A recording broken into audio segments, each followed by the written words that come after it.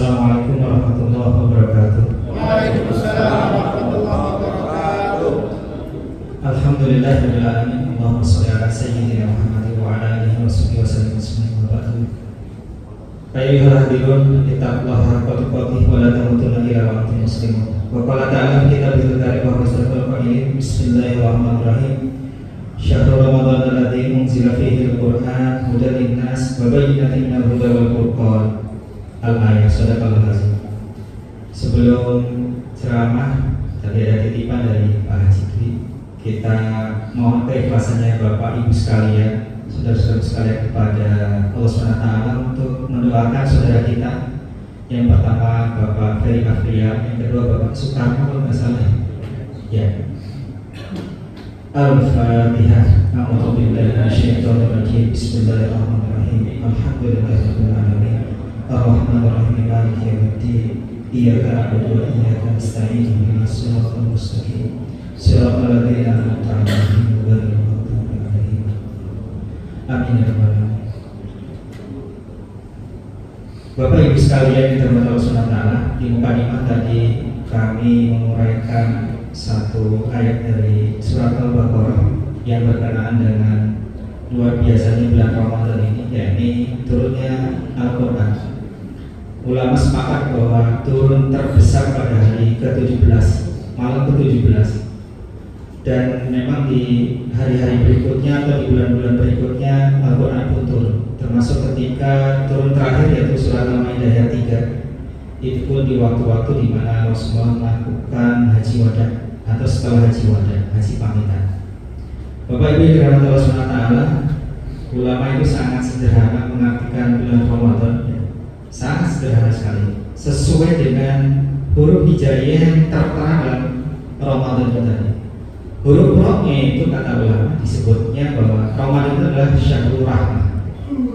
Jadi bulan rahmatnya Allah SWT, bulan memberinya Allah SWT kepada umatnya, bukan hanya kepada umat Islam, tetapi kepada umat non-Islam pun diberikan. Ya, tidak jauh-jauh pasar kita yang menguasai siapa. Rasulullah itu mengajarkan pada kita sesungguhnya distribusi apapun itu yang diperuntukkan untuk maslahat umum itu harusnya yang menguasai adalah negara. Tapi hari ini subhanallah, distribusi ini dikuasai oleh saudara kita yang non muslim, yang kebanyakan untuk klannya atau untuk golongannya masing-masing. Ini sangat luar biasa, tidak berkesesuaian dengan hukum syariat kita. Apapun yang bentuknya untuk maslahat umum itu pasti dikuasai negara. Ini jadi bulan Ramadan berkaitan dengan bulan rahmat Allah SWT, dan di bulan rahmatnya ini biasanya di hari-hari terakhir Ramadan ya, rahmatnya itu ada di mall-mall ya, di pasar. Kita pun memahami di tempat saya itu tinggal 5 soft terakhir itu 2 soft terakhir itu yang luar biasa. Saya bilang sama teman-teman TKN, Anda nggak boleh berkecil hati, berputus asa, karena kita sedang bersama malaikat.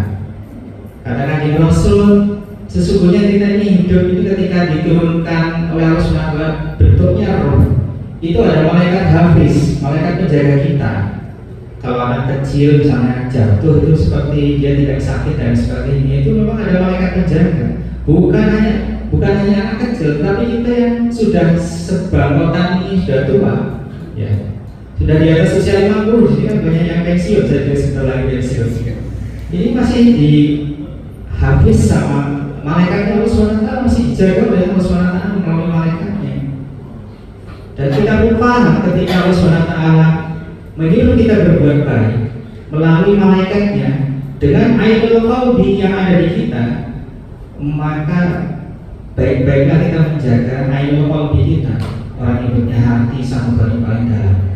Karena itu cenderung ada malaikat di sini yang menjaga kita berada di situ. Akan halnya dominasi syahwat kita, itu yang membuat kita terdominasi oleh maksiat dan sebagainya, sehingga ini bermasalah bagi teman-teman yang lemah imannya. Makanya alhamdulillah setiap tahunnya itu diingatkan pada bulan ke-9 kita berada di bulan yang penuh rahmatnya Allah SWT. Jadi jangan sampai kita sia-siakan. Sekali lagi mungkin ini benar kata Pak Haji tadi, Pak Dodi ya, mungkin bulan Ramadan terakhir di hari-hari kita ini. Sebelum Ramadan mungkin kita mengantarkan saudara-saudara kita menuju liang lahatnya. Saya kan seminggu berturut-turut. Ini hari ke-7 tahlilan. Hari ke-7 itu paginya sudah ada yang ideal juga. Saya bilang apa nih Allah buat kami yang masih hidup. Ternyata kain kafan itu sangat menakutkan buat kita dan seterusnya. Yang kedua, huruf mimnya itu berkenaan dengan syahrul maghfirah. Maghfirah adalah pengampunan dari Allah SWT. Bulan bonus ekstra bonus pengampunan dari Allah SWT. Walaupun di bulan-bulan lain sebenarnya juga sama, Allah memberikan maghfirah pada kita. Tetapi di bulan Ramadan ini yang luar biasa sekali. Gelontoran maghfirah Allah itu sampai bentuknya bukan al-maghfirah, al-maghfur, tetapi al-afu. Ya, yang suka kita doa bersama-sama, Allahumma innaka afuwwun tuhibbul afwa fa'fu anni. Dan kita pun paham bedanya antara maghfirah dengan al-afu itu. Kalau maghfirah itu dosa masih ada catatannya. Ketika kita berhadapan dengan Allah SWT kelak di yaumul akhirat, ya, ketika berhadapan biasanya kalau di sekedar maghfirah itu masih ada catatan merahnya. Tetapi kalau al-afuun itu sudah tidak ada catatan merahnya. Dan ketika sudah di al-afuun maka kita tidak akan malu. Kenapa? Karena tidak ada catatannya. Dan seolah-olah Allah itu membuat hijab antara kita hanya dengan Allah saja di yaumul akhir. Tapi bagi orang-orang yang bermaksiat itu seolah-olah maksiatnya itu terlihat oleh orang sekian triliun sejak zaman Nabi Adam sampai zaman nanti azab, zaman sekali nanti yaumul akhir kelak. Ketika berkumpul, betapa malunya kita apabila Allah tidak memberikan al-afunya pada kita. Hari ini mungkin nggak ada yang merasakan malu itu. Saya perhatikan nggak orang tua, nggak anak muda, banyak orang yang meninggalkan sholat. Dan anak perempuan itu kadang-kadang pakai jilbab. Kemarin saya perhatikan, kalian nggak sholat zuhur sama asar. Saya kodok Pak, dari mana dasar kodok? Saya bilang, kalian ini mempermudah syariat Allah SWT yang sudah sangat mudah. Dia mulai merah mukanya. Kayaknya bapak kamu ini nggak pernah ajarin untuk sholat sesuai waktunya, Pak. Gak pernah kasih tahu juga, guru agama ya sekedar mengajarkan saja. Bagaimana ada persoalan itu bisa diambil, itu syaratnya itu anak-anak kita ini kadang-kadang nggak memperhatikan. Jangan anak-anak, kadang-kadang orang tua juga sama. Di tempat kami kerja itu Pak, kalau pas kita mau Jumatan, itu teman-teman kontraktor ataupun karyawan masih ada yang suka nonton, nggak sholat Jumat, padahal jelas-jelas Muslim. Saya bilang apa yang membuat kalian itu susah untuk melaksanakan sholat? Sholatin aja. Disolatin aja. Maunya kita disolatin pas di depan sendiri ya. Jadi jenazah, aku jenazah baru kita merasa luar biasa. Jadi yang mimnya. Kemudian huruf dotnya itu berhubungan dengan syahudiyah. Dia itu cahaya. Yang dimaksud cahaya sini adalah orang tuh hampir semuanya membaca Al-Quran. Mau yang berdosa tidak berdosa membaca Al-Quran. Ya. Masyhur itu di kitab-kitab tafsir ya. Ketika ada seorang yang sering bermaksiat ketika hidupnya, dia hafal surat Tabarok, itu antara malaikat rahmat dengan malaikat azab itu saling berkelahi mulutnya, beradu silat lidah. Ini harus masuk neraka, kata malaikat penjaga neraka. Kata malaikat penjaga surga nggak boleh. Terus gak lama datang surat Tabarok. Kata surat Tabarok pada malaikat penjaga neraka, tinggian mana level kamu sama saya? Jadi Bapak Ibu sekalian, Al-Quran dengan malaikat itu lebih tinggi malaikat, lebih tinggi Al-Quran maksud saya. Malaikat Jibril saja menjadi mulia karena Al-Quran. Dan ini orang punya hafalan Al-Quran di kepalanya, di memorinya, ya, di apa orang nyebutnya neuro ya, di memori yang paling dalam di sini. Jadi kalau kata Kanjeng Rasul itu 7 titik yang tempat kita melakukan sholat itu kan kedua telapak tangan, kemudian kening ya atau dahi, kemudian bagian kaki kita telapak kaki, kemudian bagian siku-siku kaki kita itu yang tidak terkena dari api neraka. Dan yang paling luar biasanya kalau kita menghafalkan surat-surat tertentu itu memang nggak mungkin neraka itu menjilat bagian tubuh kita yang lain selain dari 7 titik itu. Orang itu sudah tenang, bahwa saya sudah sholat, saya nggak bakal terkena api neraka. Karena sholat itu kan mengkafar dosa-dosa ringan. Walaupun memang tidak ada terlak disebutkan dosa-dosa yang sangat khalif, ya, sangat ringan, enggak juga.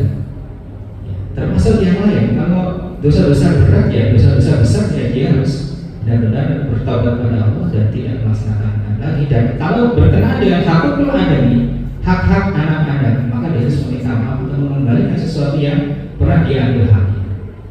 Jadi syahud dia ini berhubungan dengan membaca Al-Quran. Interaksi dengan Al-Quran di bulan selain Ramadan itu kan satu huruf itu kan dikalikan 2 kalikan 10 dan seterusnya. Dan kita paham di Mushaf Utsmani itu satu baris ini ada 19 untuk 19 kali 2 kali 10, atau ada yang mengatakan 19 kali 10 langsung. Tapi di bulan Ramadan bukan hanya kalikan 10, pangkatkan 7, pangkatkan 14, kalikan sekian ratus ribu dan seterusnya. Kan luar biasa. Dan di waktu subuh itu, pada subuh maksud saya, kenapa ulama memberikan tekanan pada murid-muridnya untuk membaca satu juz? Satu juz itu kurang lebih kalau nggak salah 1000 huruf. Jadi barang siapa yang melaksanakan membaca Al-Quran dan termaktub 1000 huruf itu, maka Allah jaga dia dari siksa api neraka. Ada yang sampai mengatakan seperti itu. Ya, mungkin bapak-bapak bisa nanti mengkonfrontir hadis tersebut ya. Karena berapa banyak ulama mengajarkan pada murid-muridnya untuk setiap pada subuh itu mengaji satu juz, minimal 1 juz, dan sekaligus obat mengantuk. Kenapa? Karena di subuh biasanya ngantuk. Paksakan walaupun bagaimanapun kita semua mengaji minimalnya kalimat-kalimat thayyibah. Kemudian huruf alifnya, ya Ramadan itu ada huruf alifnya. Romat, alif sama nun. Alifnya itu berhubungan dengan syahrul iman. Ini berarti bahwa Ramadan itu berhubungan keimanan, ditambahin imannya sama Allah SWT naik. Berbeda ketika kita di bulan biasa, godaan yang besar mungkin imannya turun, sering turun ya. Tapi kalau di bulan Ramadan, nah, saya melaksanakan saum saya dan saum saya. Dan terakhir nun itu disebutnya natijah atau najah, yang artinya buah kesuksesan. Ya. Kesuksesan kita ya ikum minana, ya, suksesnya orang itu masuk surga. Kalau dalam surah-surah pasti itu.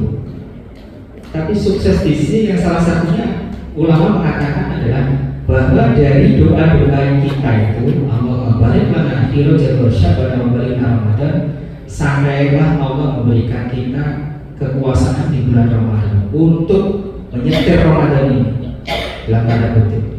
Sampai bulan Ramadan kan sebuah kebahagiaan luar biasa. Roh itu pada senang di bulan Ramadan. Orang gak disiksa roh. Kata Rasulullah seperti itu. Bulan Ramadan itu pada rehat semua, reses. Anggota DPR itu ada resesnya. Reses dapat duit. Duitnya harusnya kembali ke rakyat, tapi banyak kan kembali ke perut masing-masing. Dan hari ini mungkin bapak-bapak yang punya jagoan masing-masing usahakan kalau di sini menjagokan siapa ya, minta itu nanti untuk jalanan sini, infrastruktur sini dan lain sebagainya. Teman-teman saya sudah berada pada posisi di Cibinong yang susah bagaimana mengurus Citra. Citra tidak ada wakil dari kita kecuali mungkin teman-teman yang Gerindra dan sebagainya. Silahkan nih bapak-bapak nanti bisa mengkonfrontir. Dulu saya pilih kamu untuk memulihkan jalan-jalan sekitar sini. Kembali ke kita di Ramadan tadi.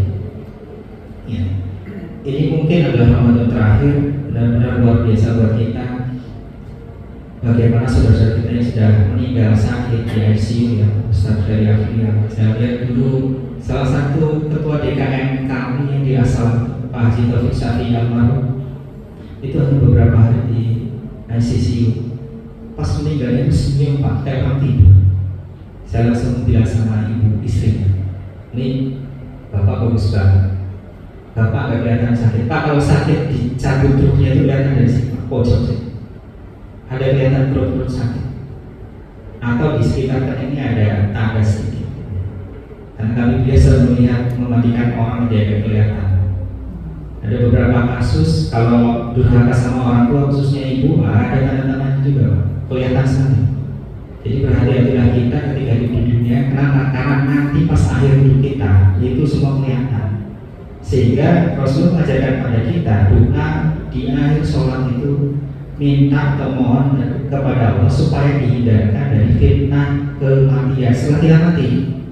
Jadi omongan orang, omongan jelek orang. Makanya Ramadan benar-benar mengajarkan pada kita bagaimana menjadi orang-orang yang punya mainframe Islam, Al-Quran, dan sayang sama Rasulullah. Rasulullah itu sayang sama kita 24 jam hidupnya, bahkan menjelang kematiannya, bahkan hari ini beliau melihat kita bersyahadat atas kuasa kita di surganya Allah. Kalau enggak dia berada di sekitar surganya Allah, memperhatikan kita. Ya. Sehingga kita pun harus menyayangi Rasulullah, menjadi orang-orang yang disayang Rasulullah. Kita harus baik-baik sama tetangga kita. Ya, tidak lupanya perang. Ya. Ada orang organisasi masa depan itu kalau sholat assalamualaikum masuk 12. Ada ketimurannya nggak ada, ini kan hati-hati harusnya. Rasulullah itu sangat luar biasa, kalem, tenang, wajahnya bersinar, cerah, menenangkan orang. Kalau ngomong sama orang itu sangat menghormati orang lain. Hatta itu adalah orang-orang yang kulit hitam. Bila lebih terbaca contohnya, atau Ammar bin Yasir contohnya dan sebagainya. Demikian mudah-mudahan ada beberapa hal yang bisa kita ambil manfaatnya. Kalau ada kata-kata yang tidak berkenan, mohon maaf. Aku lupa lihat dan fastaghfiruhu innahu ghafurur rahim. Assalamualaikum warahmatullahi wabarakatuh.